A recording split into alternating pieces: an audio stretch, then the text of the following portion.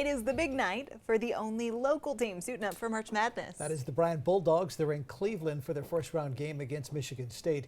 And that's where we find our top guys traveling with the team, Nicholas, Nikki, and Ian. Gentlemen. Happy to be back with you guys here from Cleveland, Ohio. Nick Hoyt, Ian Steele with you. And a little bit of talk at 4 o'clock. We talked about, just some of the 15-2 matchups and the history there, with teams. Bryant trying to pull off that upset. Now we talk a little bit about the Bulldogs themselves, Ian. And with Bryant this year, there's an interesting connection between the last team to get to the NCAA tournament in 2022 and this year's squad. Yeah, a key player in that NEC championship team, Charles Pride. Some call him the greatest basketball player in the history of Bryant Bulldogs basketball. For his final year of college hoops, though, he decided to transfer to the A-10, take a little bit of a step up, and go to St. Bonaventure for his final year. He played 1 year there before he went pro. And that's where he met Barry Evans. And Evans, a key part of this year's squad for the Bulldogs. We spoke one-on-one with Evans about just the conversation he had with Charles Pride and how that led to him landing at Bryant as one of the key members of this year's team.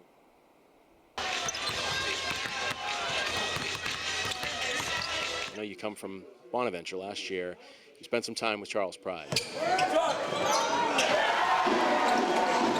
What did he tell you about this program? He told me it brings toughness, and it definitely did that for me.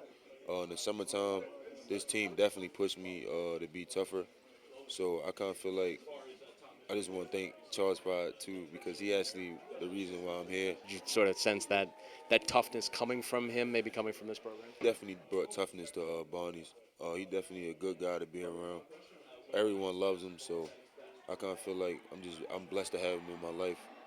He was part of the last team that got to the NCAA tournament with this program. So did he sort of tell you, like, hey, this is what it's going to be like, and what's the reality been like? Yeah, he definitely told us we have the talent and tools to make it. Definitely helped me with this, helped me think, and helped me tell my teammates a lot of things that he went through when he was at March. So I kind of feel like he just helped me a lot.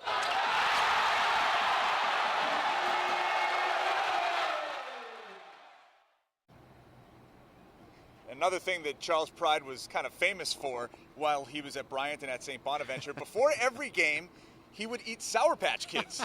That was his pregame meal, a diet consistently of Sour Patch Kids. I wonder if Barry Evans has picked up on that, if he's eating Sour Patch Kids right now getting ready for the game. Whatever he did, it worked because he was the newcomer of the year in America East, and it just speaks to how important he's been on this year's team. Great to speak with Barry about his role on this year's Bryant basketball team.